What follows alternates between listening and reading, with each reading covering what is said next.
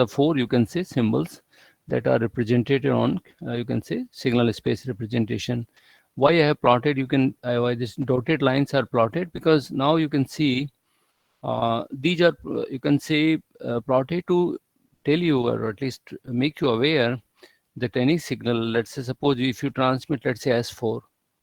Now S4, you can say that these boundaries we define, that anything you can say nearby the S4, like if it is, you can say, nearby this place or this place or this place, then that will be considered as a, you can say, S4. So these boundaries are defined to just, you know, for proper detection, you can say.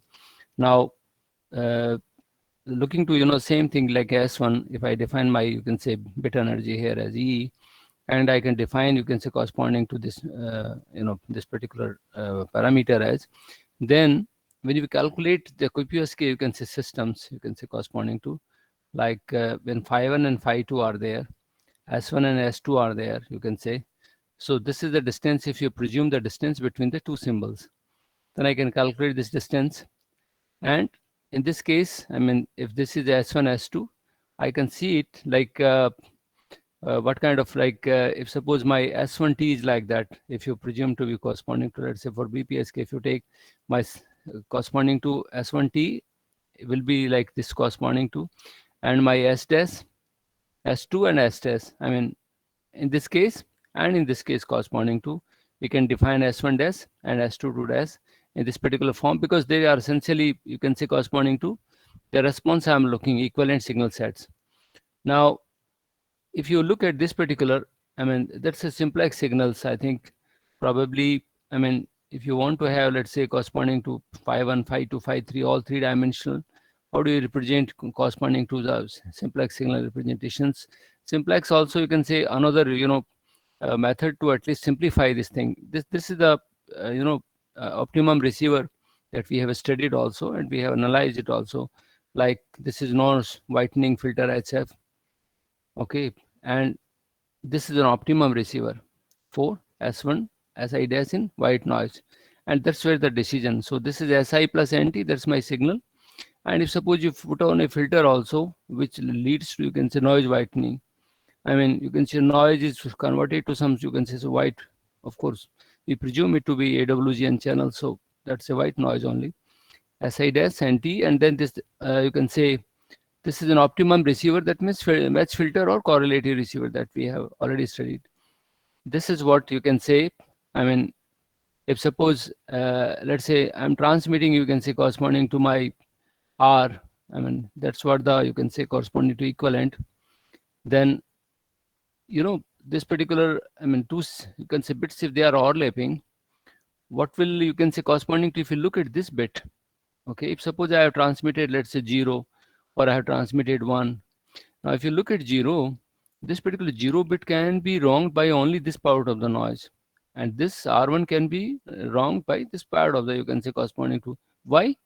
Because unless until, if you look at, you know, if suppose corresponding to, I mean, 0, if you are transmitting, let's say, negative pulse, then the positive noise and the noise which is, you can say, higher than that particular amplitude will convert it in a positive, you can say, way. Similarly, this also, you can say, that if it's, you know, if you are transmitting, let's say, 1, and you are transmitting, let's say, positive signal, then this negative signal on this negative side, that will lead to, can lead to some error. So this is what is a minimax, you know, condition that we define alpha. And if you go to this side, or if you go to this side, what wrong, I mean, so that's what the, you know, you can plot it. I mean, these are, can be defined as some sort of, you can say, false alarm cost and then fast dismissal cost. I mean, these are particular terms, and this is a minimum max condition. Like, where do you make the decision? You know, like your 1 has, can be converted to that, or 0. I mean, you can say when the signals are overlapping with each other. And this is what I mean, you can say, corresponding to non-coherent detection of digital modulated signal for ASK. What is it? What is your PT? PT is, let's say, my this signal, and this is my modulated signal. You understand? I think ASK we studied, like, you know, multi levels you have. So it can be M-array ASK also, like you can say many amplitude levels will be there. You can say corresponding to ASK, and you can say plus, let's say, plus 1 volt, plus 3 volt, plus 5 volt. -1, -3, -5, and depending upon the voltage levels that you are transmitting for a ASK system. Like this sort of, like we do have in envelope, in you can say corresponding to our analog systems also. So that's what I mean, envelope detection we carried out, and then we have the threshold device for, you can say, corresponding to ASK. Now again, the same, you can say, calculations we work out as we had done. These are the conditional PDF. Okay, conditional PDF means, whether it's a 0 or whether it's 1, how do you arrive? I mean, this particular A0 will be, you can say, at what particular position you make the decisions about it, you can say, corresponding to. And if you have a non-coherent ASK or you have a coherent ASK, understand, meaning of non-coherent ASK is no synchronization is required, and coherent ASK you require you can say, a particular, you can call it a, signal recovery or coherent detection. That means the clock recovery is necessary in coherent, while in non-coherent, like DPSK we have done, which is not non-coherent system. And you can say other QPSK or other system we have seen, they are coherent, So similarly for, ASK also, we can see that coherent systems perform better, you can say, corresponding to, as far as, transmission is concerned. So that's what this particular graph displays. This is the error probability for non-coherent ASK detections. Now, this is a non-coherent detection for binary FSK. Okay, non-coherent. I think you understand. Probably non-coherent, every student probably has an idea now that, the signal synchronization is not, you can say, necessary. So like in case of BFSK, this is my input. This is my, filter, band pass filter, where in BFSK, we transmit two, frequencies. You can say F1 and F2. So F1, this filter is, you can say, located around, you can say, F1, frequency, and this can be around F2 or whatever name you want to give them. But obviously, either it's a 0 input or 1 input. One frequency in BFSK, two only frequencies will be, you can say, transmitted corresponding to 0 and 1. And then we carry out the envelope detection. We have seen it, how we carry out, you can say, corresponding to how do you frequency, convert, you can say, variations are converted to some sort of amplitude through this envelope detection. And this, when I detect this envelope, and then I compare it, feed it to compare. How? Because suppose this 1 has come, then positive voltage will be obviously higher, you can say, with the sampling voltage that is being fed to the comparator. So this will give me a decision corresponding to, let's say, 1. It will saturate. Comparator, everyone understands. In digital electronics, you study about, comparing the two voltage levels. So if it is, minus, it will be, say, saturating is negative comparative. It's essentially operational amplifier, you can say, based, simple device, which can compare the two voltage levels. So this is non-coherent detection. I think all of you know that. Now, this diagram, I think you can appreciate a little bit better. If you are, M is equal to, M is my number of symbols. So number of symbols 2, number of symbols 4, number of symbol 8, number of 16, 32, 64, 56, 1024. That means you can say the number of bits that you are transmitting 2 to the power, n, that is equal to your M. So 1000 you can calculate, it's a 10 or 8 or corresponding whatever values. This is the error corresponding to PEM. So that means, my probability of error, and this particular system is for MFSK. Remember, very important thing you can understand here is, let us say, look at, you can say, when M is equal to 2, that means 0, 1 are getting transmitted. If 0 and 1 are getting transmitted, look at the, error levels, you can say, corresponding to, you need, you can say that a signal level of, if you are operating at, let's say, this level, that means the bit error is around 10 to the power minus 1. At what particular amplitude or signal to noise ratio? That's around 6 dB. And if you go around 14 dB, then this particular, you can say, error becomes almost 10 to the power minus 6. Okay, so that's you can say, corresponding to 6.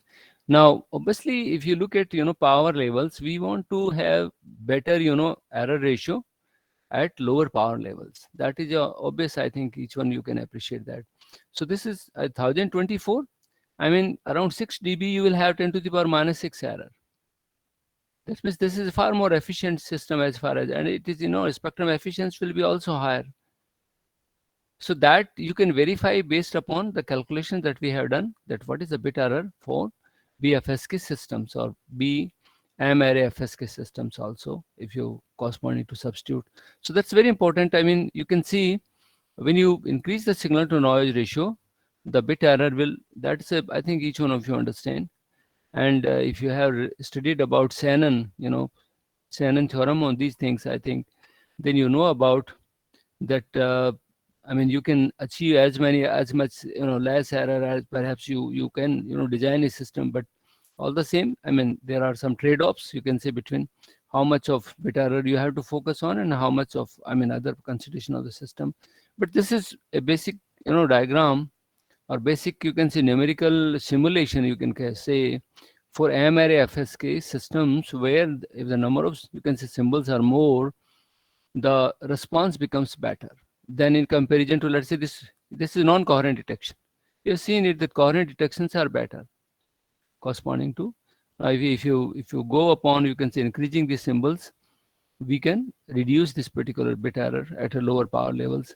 And this is a differential PSK detection. I think we have already seen it in case of DPSK.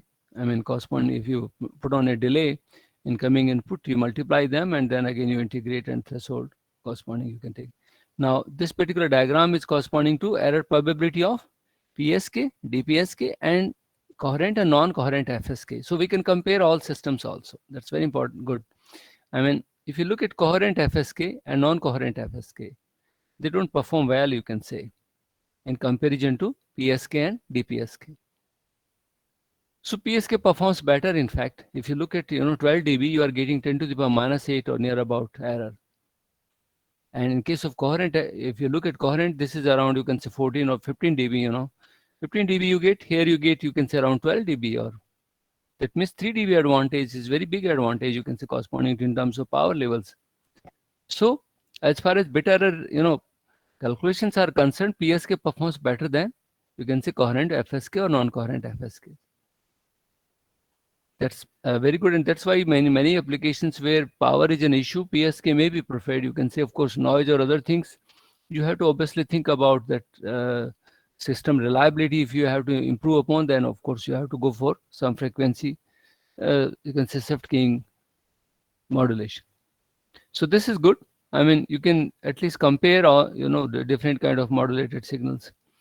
Now this particular is snapshot of the modulated signal from 3 different pulse shapes: root cosine pulses with a roll-off factor 0.5, rectangular pulse, and half sine pulse. Okay, so I mean, these are the modulated signals, you can say. The first one is for the range cosine pulses. Okay, all of you know about range cosine pulses.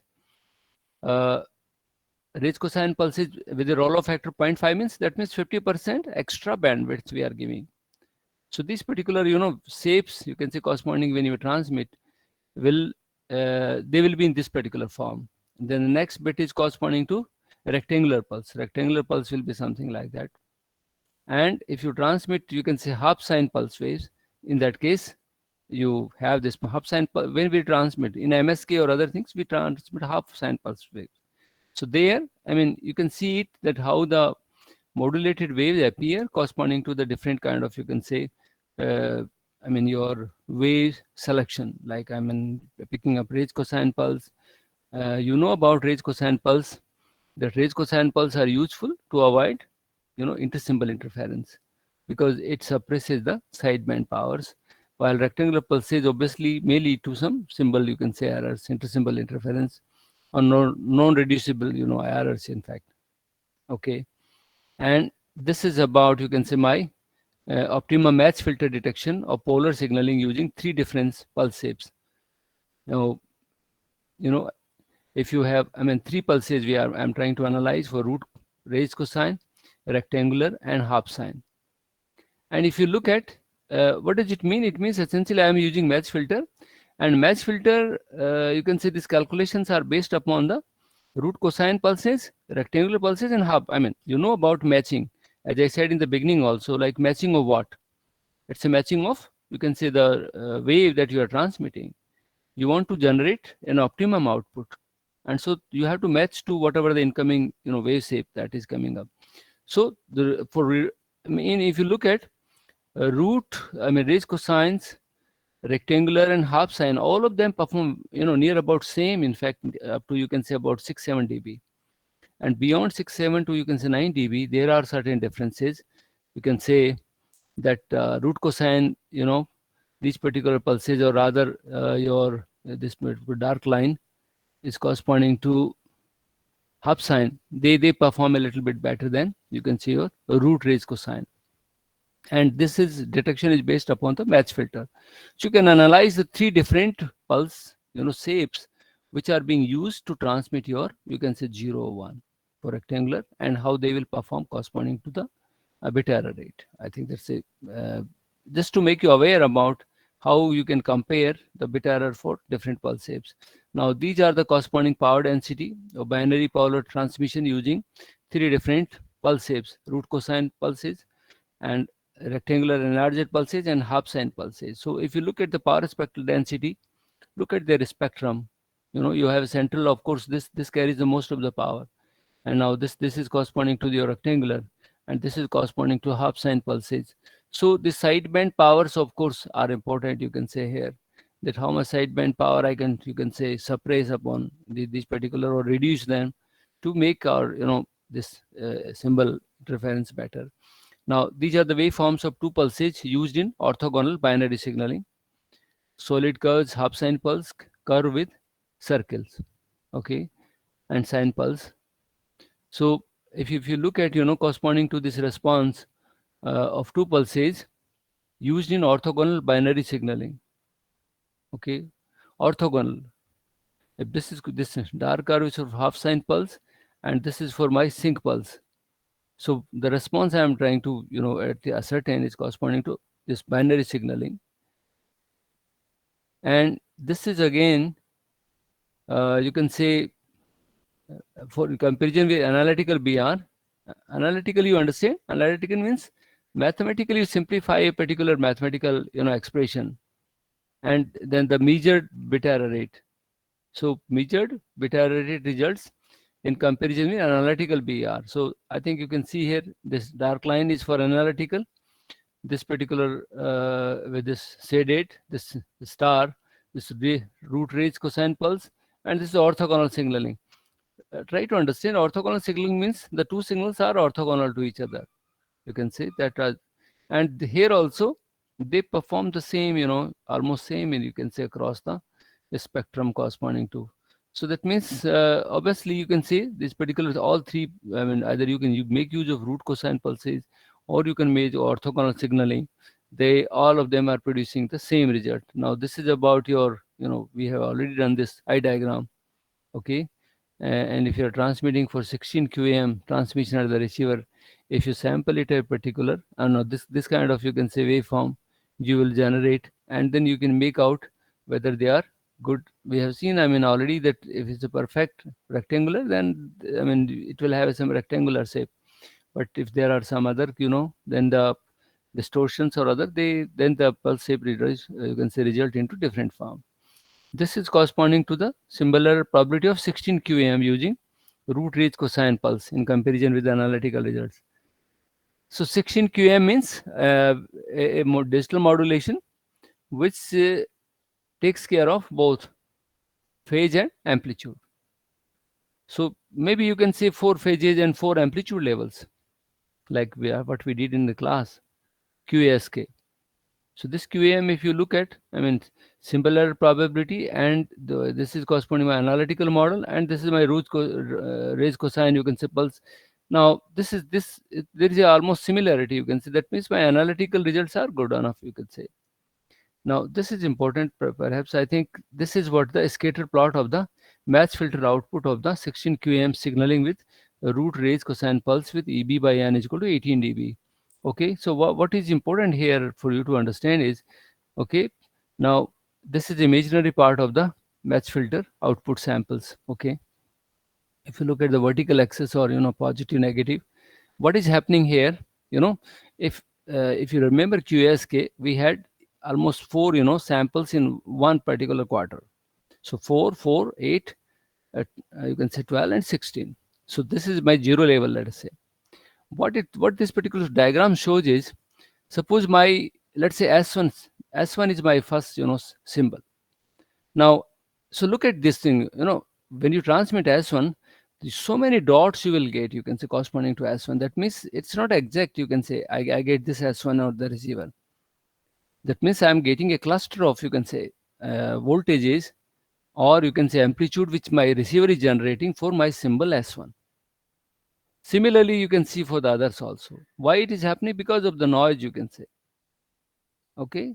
So that means, I mean, this particular, you can say, estimation, you can call it essentially, when I am trying to reconstruct my symbol, how much of that, you can say, amplitude is generated by my, you can say, corresponding to incoming symbol.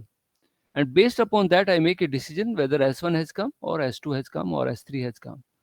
So, as I said earlier on, I think also I told you that it is never exact, you can say, S1 that we get. And then what we do is we try to calculate this, you can say, this distance of this particular, symbol from the, you can say, my nearest. And I try to make out that this is, nearest to, you can say, my S1. So I arrive at the conclusion that probably S1 has come.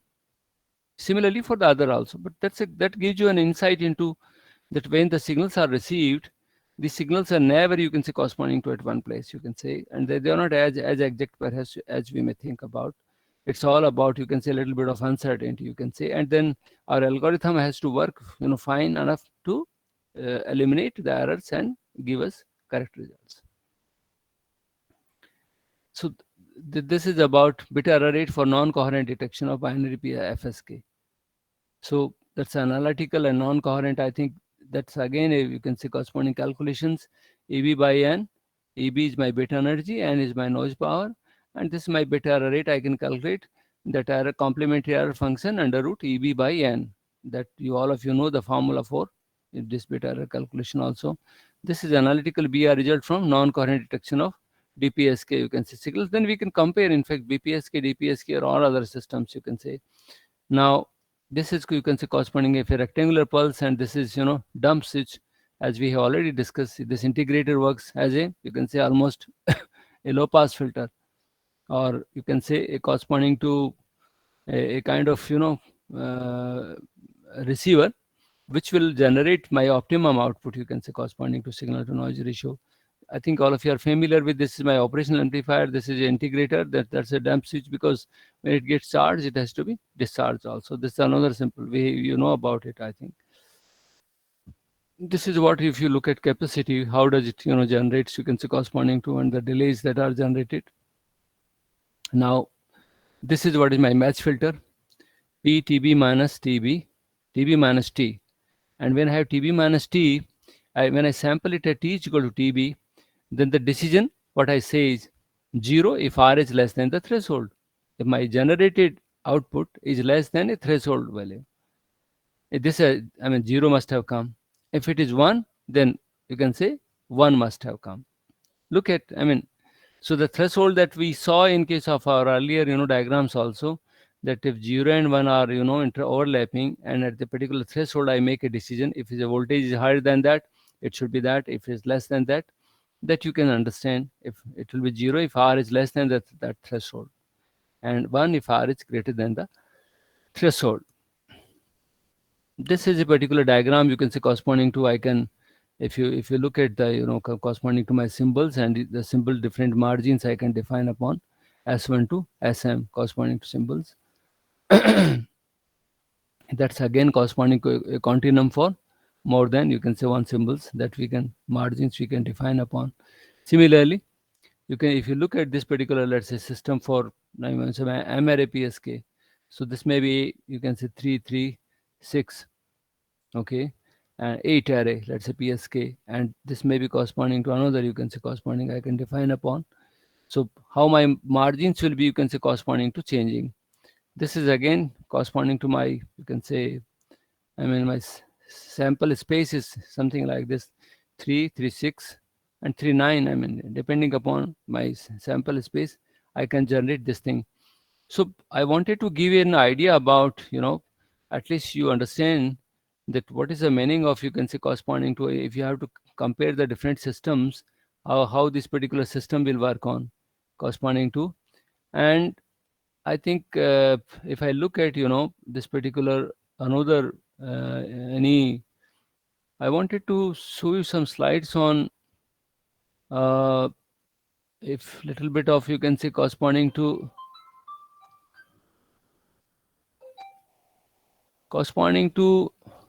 I mean, I think you like that. Let me show you some of the slides. It's visible? Hello, students? Yes, Oh, sir. good. I wanted to show you something about, of course, this is not in your course, so I'll not cover this thing, but uh, this is shaping pulse. No, I mean, we have already ASK. A little bit of, I think, I want, if you like it. I mean, normally student don't, like these kind of, you can say, mathematical representations, but it will be good if those who want to have a career in, or want to work in communication area once they graduate or they go for some MS or MTech programs. So this ASK symbols, I mean, how do I represent, you can say, for PAM, I can represent, this is my baseband signal as AK, that's my amplitude, PT minus KT. P is my, you can say, pulse, whether it's a rectangular or any other form. And T minus KT is corresponding to K is minus infinity to plus infinity. I mean, K can take any value. If you modulate it, as I said, I mean, how narrow band, you can say, this is my pass band, SPT. I have translated through some modulation, so I can represent this modulation in e to the power j2 pi fct, and I can say that my this SBGIT, that the signal will look like that. Now this K is my information sequence, PT is my amplitude shaping pulse, FC is my carrier frequency, and T is my symbol duration. So mathematically, if you represent, let's say, any amplitude modulated signal like my PAM signal, then I can represent it mathematically in this form. That's what I wanted to, at least, that's the meaning of this thing. And that's the same thing. I want to come to the detection part, I think, rather than this thing of QAM.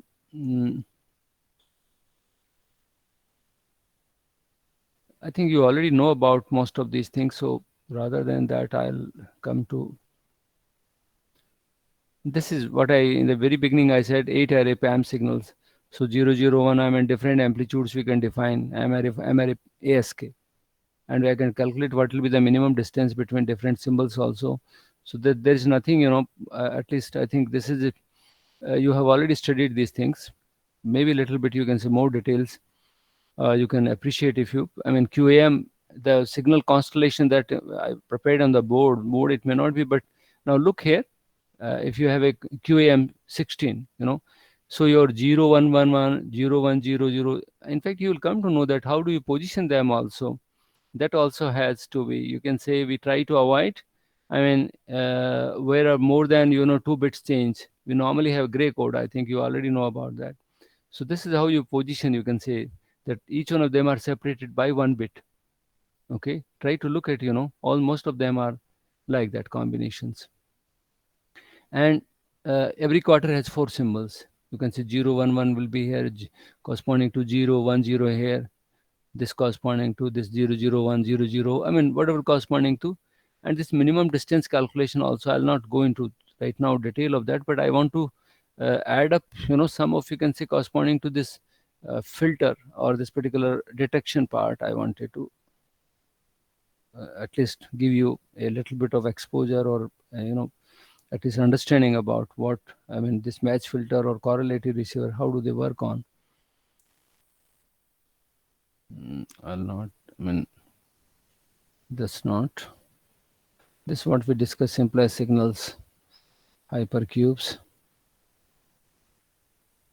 That's not in our, in any case course, so we should not discuss about this thing. Yeah, this is what I wanted to about receiver and coherent. Like a, so far what we have studied about is, if you have a input here, modulation channel and demodulation, that's what you can say corresponding, I mean, any digital system will look like. And this digital systems, QAM, PAM, or any kind of waveform we can represent. Now This is the channel model. Channel model means what kind of channel characteristic you are looking for. So my channel characteristics are additive white Gaussian noise channel. Additive white Gaussian noise channel means you can say the noise is performing as a Gaussian and it is additive. And so that's a like I think you know it. I mean, channel properties are important because they only condition the signal transmission. The transmission will be proper or not. So the signal conditions there are, you can say, are necessary. This is what we have already studied about, let's say, quadrature demodulator for, our QPSK. So what we are doing, we are, multiplying with, you can say, cos and sine here. And then through low pass filter, I'm getting my R1T and RQT. R1 is what my, or sorry, rather RI. That's, you can say, in phase, and Q is a quadrature phase. So my RB is what? RI1T, J, RQ. What is R? And I mean, this is what I'm generating at the output. So you can say my in-phase component, you can say is carried by, let's say, cos carrier, and quadrature is, let's say, carried by the sine. So let's say even bit is corresponding to cos and odd bit is corresponding to quadrature. So you can reconstruct this kind of, you can say, corresponding to, or perhaps appreciate these diagrams also corresponding to noise model. I think, as I said earlier on, you will have to little bit understand particularly this noise, because noise behavior is random, and random means you have to again corresponding to uh, all statistical properties that you have studied in your corresponding to correlation detectors. You already know, I have already explained correlation detections, uh, and then the match filter that so I mean, look at I think this I have already explained a little bit about, because if you have a signal set, this can be expressed in terms of set of orthonormal basis functions. You know it. Every symbol can be represented on a signal space composed by my orthonormal basis functions. Whether it's a cos, if it's two-dimensional, then cos and sine. It's more than that. Of course, I'll have, you can say, more. I mean, corresponding to, it can be n-dimensional space also. So phi 0, phi 1, all these are my basis functions, and my basis functions, through my basis functions, I you can say constitute my, you can say, this particular symbols, and where n is the dimension of the signal space. The basis functions do not span the noise space. Okay, the noise entity cannot be represented exactly in terms of basis functions. You might say that noise is also coming up. So what happens to the noise? How do I represent, you can say, corresponding or reconstruct this space for my noise signals? So noise will not obviously will have, you can say, corresponding to the same kind of, you cannot be represent the signal space. So what I do, however, will show that the component of the noise process that falls outside of the signal space is irrelevant. Understand? Try to understand that. The same logic we work out in our case of our, you can say, analog systems, like any noise which is beyond my, you can say, transmitted signal bandwidth, that's of no use to us. Similarly, in digital also, we say that any noise which is outside the my signal space is of hardly any consequence for me. So I simply represent my RK corresponding to this in terms of this phi k, this RKT that is generated by, let's say, my corresponding to the noise NT phi kt. So all signal space basis functions, how noise interacts with that, this will generate NQ. Here the projections of the received signal onto signal space yields. Are you getting it? Hello? Now, this is what I mean, correlation detector. I wanted to, in the last time also, I talked about correlation, or in a spread spectrum, how do you correlate? So look here, I suppose this is my signal RT, any symbol. Now this particular symbol you can say it can be represented in terms of my basis function phi 0t, phi 1, and phi t, phi n minus t. Okay. So my E symbol, I mean, depending upon my, you can say, an incoming symbol, I mean, my these basis functions, they correlate with this, you can say, this particular, they are multiplied by this particular, incoming symbol, and then they integrated across the time symbol, and then they generate R01, R1, Rn minus 1 vectors. So this all this combined together to give me RT. Now this, as I said, this is a vector, you can call it, because I mean, as I said, vector space. So vector space means what? Like I, j, k.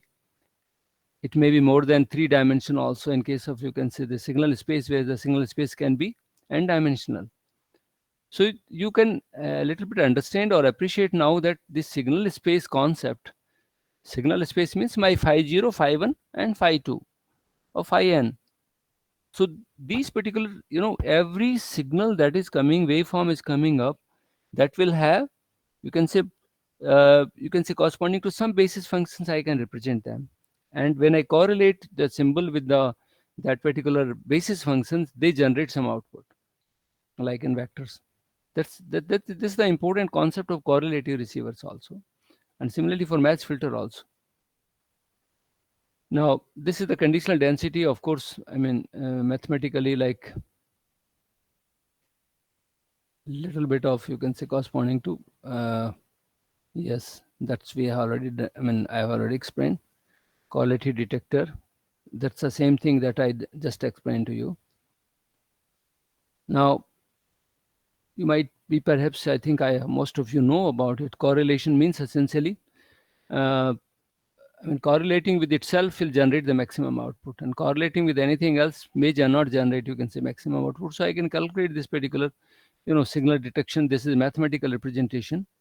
Now this is a correlation detector. If an example I give you, okay, let me finish it with, or maybe if some other slides I'll finish on next time. If you have a consider AM array baseband PAM signal, okay, AM array pass, let's say this is my signal. Now the channel is with unit gain and AWLN with zero mean and PST and zero. So find the basis function. So if I have to calculate basis functions, I have to calculate output of the correlation detector, mean and variance of the noise, and probability. How do I calculate? This is very simple. I have a rectangular pulse. This rectangular pulse is my, you can say, AM array baseband PAM signal. Any particular level it represents. So for this particular, how do I represent my basis functions, my output correlation detectors? So look at, corresponding to this result. Now my basis function, how do I calculate? Basis functions, you can say my g square t dt, e.g., let's say the power that I'm trying to calculate first, this is a square dt, a square t. So my ft is 1 by root fg gt. That means that's my, you can say, corresponding to function, basis functions. So 1 by root e is my power, and gt is the amplitude that I am defining. And so this will, I can define it. This is 1 upon under root t for 0 to t and 0 otherwise. So I can represent this thing. Now, I mean, my SMT corresponding to, you can say, my basis function, I can define in this form. Now output of the correlator will be my RT multiplied by my FT, this basis functions.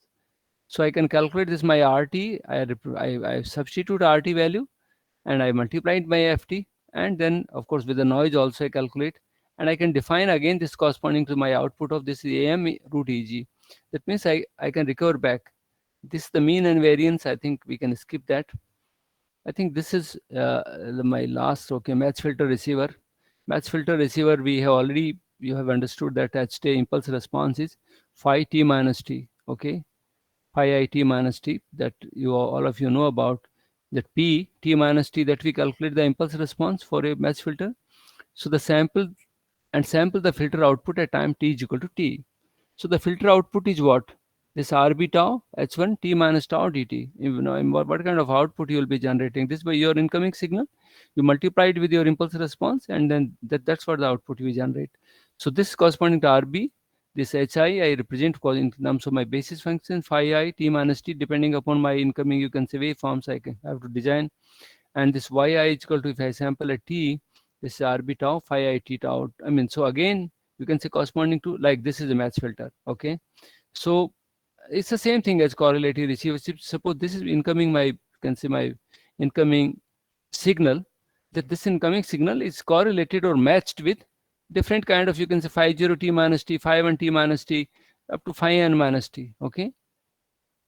So I mean, this particular incoming signal is matched with all kind of, you can say, my waveforms that I have designed on, and then this particular basis function will generate R0, this will generate R1, and this will generate Rn minus 1. So I can reconstruct my, this particular output vector, this R amplitude level, and based upon that you can come out with a, you can say, corresponding to probable symbol that has come to this particular receiver end. Now the properties I have already discussed. I think this is all I wanted to discuss. Next topic I'll discuss about the link budget analysis. and any other topic perhaps, and some numerical also. Let me try if I can discuss in the class, or your queries also, if you have any, do you have any question? Yes, students.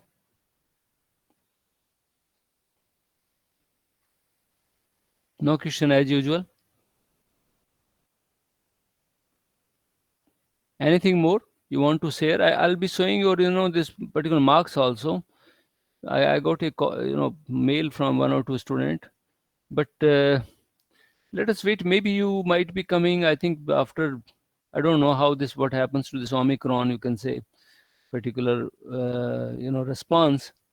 If after a week or so, maybe if it the effect is goes on down, maybe you might be coming to campus, or I will send you your marks also individually, or maybe in a list at least. So your midterm marks are there. About assignment also, I got some mail, and I think as I said, it was a group activity, just to at least, I mean, 3 4, I mean, some 5 10 15 students, 20 students, they can come up with a report. So each one group individually, they can also submit. Student, if they don't want, if they are not able to coordinate with others, they can submit their own individual also. I'll consider that also. If 3 and 4 student combine together, they work on and they try to submit that also, I'll see that their contributions or their work also. Okay, any other question about assignment? Yes.